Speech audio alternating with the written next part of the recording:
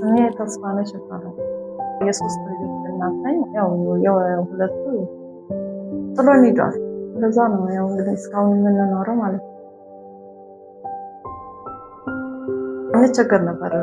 ያው ስልክ በጣም ቤት ኪራይ፣ ቀለብ፣ ብዙ ነገር እንቸገር ነበር።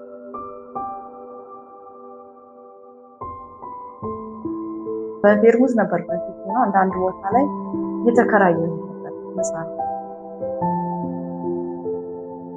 ብድር ወስጄ አሁን ያው ሁለተኛ ዙር ላይ ነው ብድር ወስጄ እየሰራሁ ነው።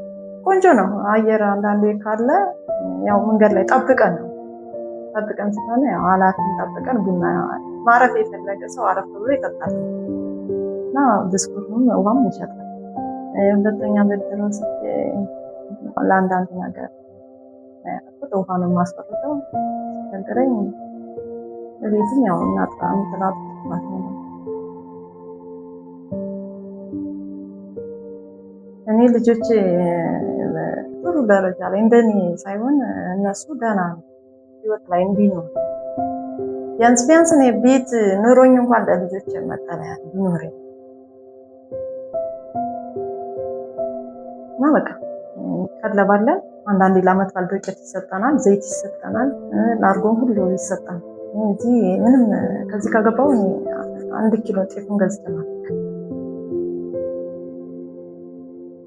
እኔ በጣም አመሰግናለሁ ስለዚህ ቤተክርስቲያን ማለት ነው። በጣም አመሰግናለሁ።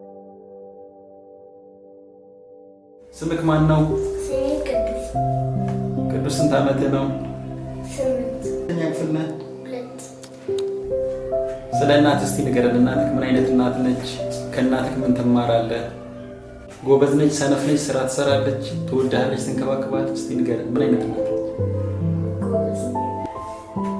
ወደፊት ስታድግ ምንድን ነው የምትፈልገው? ምን አይነት ኢንጂነር? ቤት መስራት። እስቲ ለእናትህ እንደምትወዳት ንገራት። ከዛ ክፈሳናት።